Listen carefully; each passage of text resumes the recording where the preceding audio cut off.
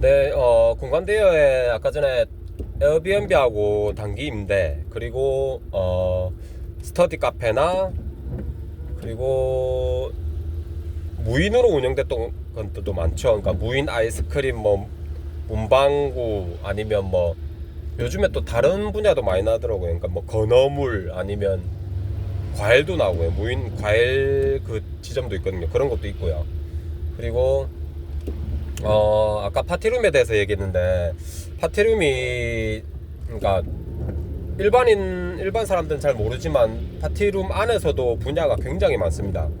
이게 뭐 일반적인 것부터 시작해서 뭐 회의나 강의 용도로 사용하는 그런 컨셉도 있고요. 그리고 뭐 브라이덜 샤워나, 아니면 뭐 개인 모임들 많죠. 뭐 돌잔치나, 아니면 뭐 결혼식 뒤풀이, 아니면 뭐 또 그런 분들도 계세요. 그러니까 뭐지, 자기 어떤 동호회에 가입돼 있어요. 동호회에 가입이 돼 있는데, 뭐 축구 모임이나, 아니면 뭐 영어 배우는 모임, 그리고 뭐 저 뭐 배드민턴이나, 아니면 취미생활, 그런 게 엄청 많죠, 분야가. 예, 그런 것들도 일정 이상 뭐 8명 10명 이렇게 모이기가 힘들잖아요, 어떤 장소에 들어가서. 그러니까 뭐 카페를 가려고 해도 솔직히 자리가 없는 경우도 많습니다. 카페가 가면은 이게 랜덤이다 보니까 어떤 카페 가면 자리가 없고, 또 그 지역 안에서 그런 뭐지 장소를 구하기가 쉽지가 않아요. 그래서 어떤 모임 장소를 찾기가 쉽지가 않습니다. 한 10명 정도 되면. 그래서 이제 사람들이 파티룸을 많이 찾는 것 같습니다. 그러니까 용어 자체가, 단어 자체가 파티룸인 거지 정식 명칭은 아닙니다. 정식 명칭은 이제 조금 얘기를 하자면, 그러니까 분야마다 다 다르기 때문에 원래는 그게 다 다르게 불러야 됩니다. 그러니까 사람들이, 그러니까 쉽게 그냥 파티룸 하니까 이제 그렇게 다 얘기하는 건데, 그러니까 대표적으로 그렇게 얘기를 하는 건데, 이게 예를 들어서 그런 경우도 있거든요. 그러니까 뭐 무슨 실내에서는 뭐 그런 저 회의 용도로 사용하고, 또 뭐 테라스나 마당이 있는 경우에는 또 바베큐 용도로, 그러니까 바베큐나 뭐 캠핑 용도로 사용할 수도 있고요. 그러니까 그런 거 여러 가지 인테리어로 이렇게 꾸밀 수가 있어요. 꾸미면은 그런 고객분들이 많이 찾아옵니다. 그러니까 예를 들어서, 그러니까 그런 게 있겠죠. 그러니까 그냥 실내만 있는 건물보다는 테라스나 마당이 있는 건물에 사람들이 올 확률이 훨씬 높겠죠. 그러니까 매물 구할 때도 그런 걸 잘 보셔야 돼요. 그러니까 예를 들어서 뭐 비슷한 가격대다, 뭐 돈 뭐 한 2, 30만 원 차이 난다, 차이가 별로 안 난다, 그러면은 무조건 테라스나 바깥 공간이 있는 매물을 구하세요. 그러니까 근데 그것도 잘 보셔야 돼요. 그러니까 뭐 건물이 뭐 한 40년 됐는데 쓰러져 가는데 그런 건물을 구했는데 테라스가 있다, 그럼 하면 안 되죠. 그러니까 이게 잘 보셔야 됩니다. 너무 오래된 건물을 안 하시는 게 나아요. 왜냐면 배보다 배꼽이 더 큽니다. 이게 너무 오래된 건물은 처음에 내가 예산을 잡았던 금액보다 훨씬 높게 나옵니다. 이게 공사비가 처음에 내가 1,000만 원을 예상했어요. 그러니까 인테리어를 뭐 조명이나 전기나 그런 걸 다 합해서 1,000만 원을 생각했는데, 너무 낡은 건물에 만약에 그 매물을 선택했으면 계약을 해버리면은 이제 그걸 다시 번복할 수가 없어요. 그러니까 굉장히 신중하게 하셔야 됩니다. 그러니까 그래서 제가 급하게 하지 말라는 거예요. 이게 신중하게, 한두 달 신중하게 생각해보고 그거를 선택하셨으면은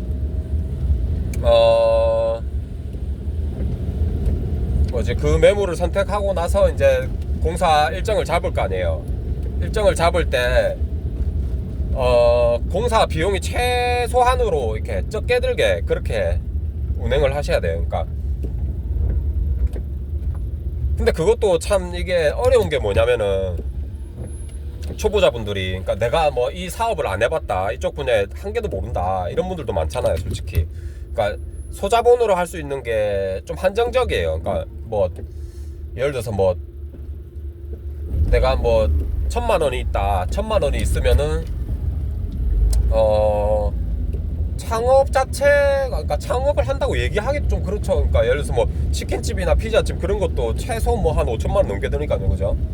뭐 어떤 데는 프랜차이즈 그런 데는 뭐 몇 억씩 들죠. 그러니까 이거를 소자본 창업하는 데는 한정적입니다. 그러니까 이게,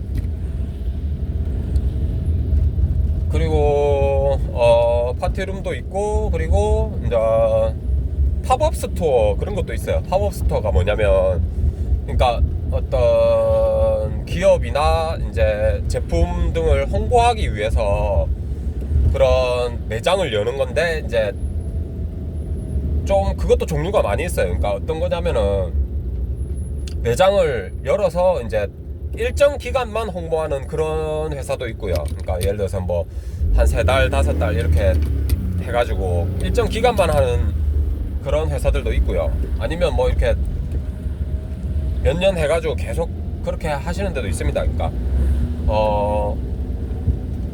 검색해 보시면 알겠지만, 이게 뭐 팝업 스토어 그런 것도 잘 알아보시면은 괜찮아요. 그러니까 근데 그런 데는 대부분 브랜드 제품들이 많이 들어가서 그런 곳에 이제 개인이 이렇게 따로 영업하기가 힘듭니다. 힘들어서 만약에 하려면은 이제 그 브랜드가 좀 알려지기 시작했거나 아니면 이제 알리려고 하는 그런 기업이나 제품들을 선택하시는 게 좋아요. 근데 좀 투자를 해서 이제 매장이나 그런 걸 오픈하려고 해도 쉽지가 않죠. 팝업스토어 이런 게. 그러니까 왜냐면은 처음엔 잘 모르거든요. 그러니까 위치도 그렇고 매물도 구해야 되고 뭐 인테리어도 알아봐야 되고 공사 기간이 얼마나 되는지 뭐 하여튼 신경 쓸 게 굉장히 많습니다. 그래서 이제 대부분 이제 공간임대 쪽에 하시면은, 공간 대여 쪽에 하시면은 이게 그 먼저 이제 그 에어비앤비 쪽에 먼저 알아보세요. 대부분 사람들이 에어비앤비 쪽에 알아보는 이유가 뭐냐면은 좀 진입하기가 쉬워요. 진입하기가 쉬운데 한 가지 단점이 뭐 어떻게 그거를 뭐 매물을 구해가지고 뭐 집주인, 그러니까 임대인 그 해가지고 뭐 전대차 동의를 받았어요. 받았는데 문제가 뭐냐면은 전대차 동의를 받고서 예를 들어서 뭐 내가 인테리어 예쁘게 해가지고 그렇게 에어비앤비 운영을 했어요.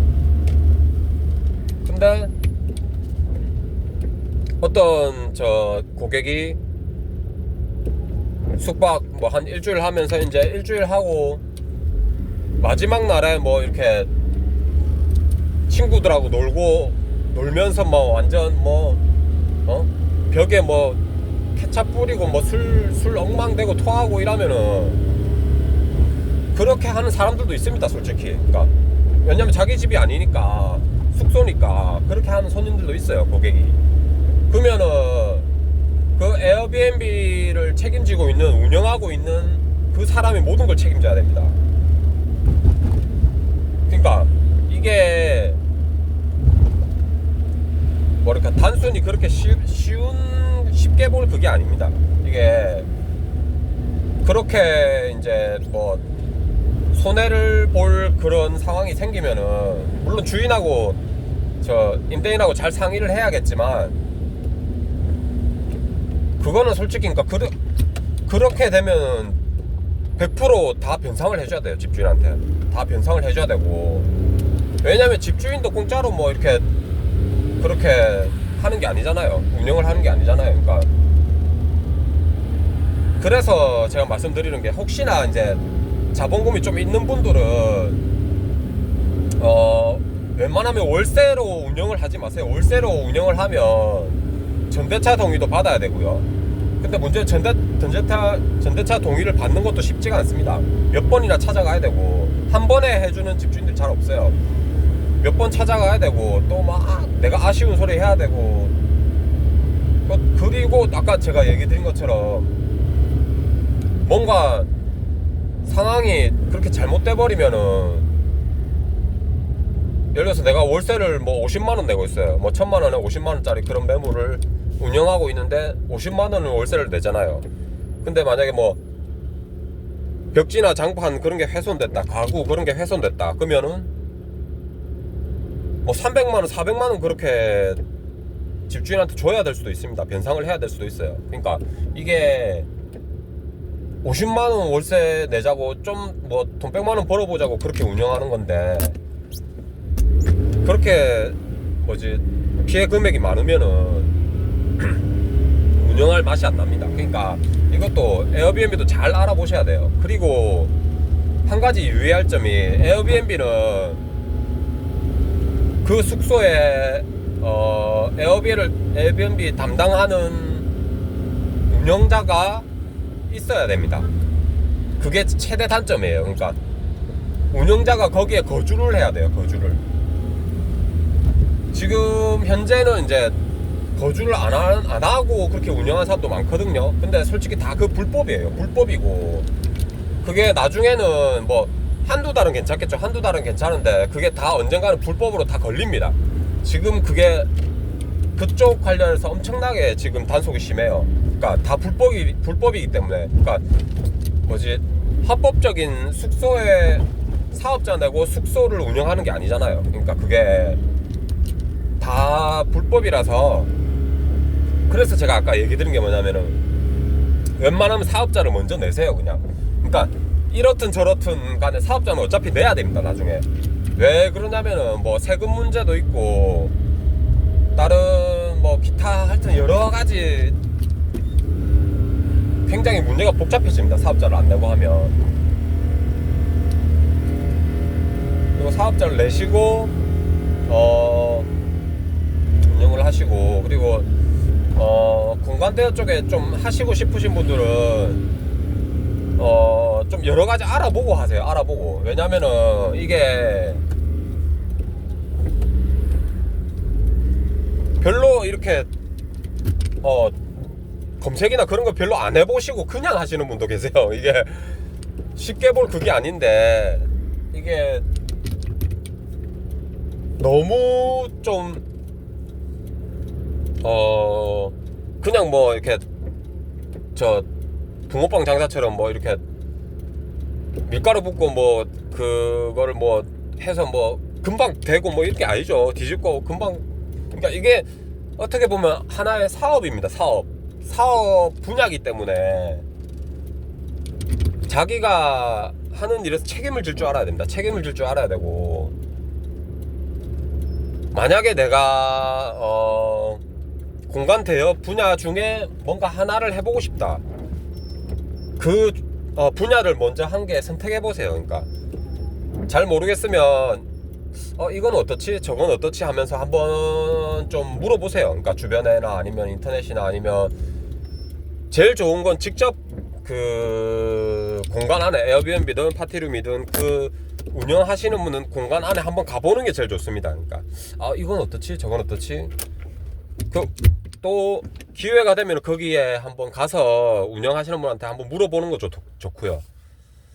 그러니까 좀 뭐라 해야 될까, 그러니까 책이나 인터넷보다 오프라인에서 직접 그 운영하시는 분들 한두 분 만나보고 결정하시는 게 좋습니다. 그러니까 이게 인터넷만 보고 유튜브만 보고 하시는 분들 많은데요. 그러니까 절대 그렇게 하시면 안 돼요. 이게 100% 망합니다, 그렇게 하셨다가.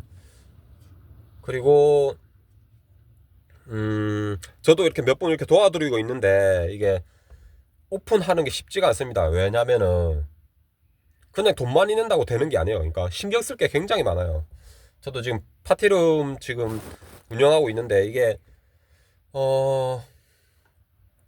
어떤 분 도와드리다 보면은 이게 어떤 분은 처음에 알아볼 때 참 이게 어려운 점이 많아요. 왜 그러냐면은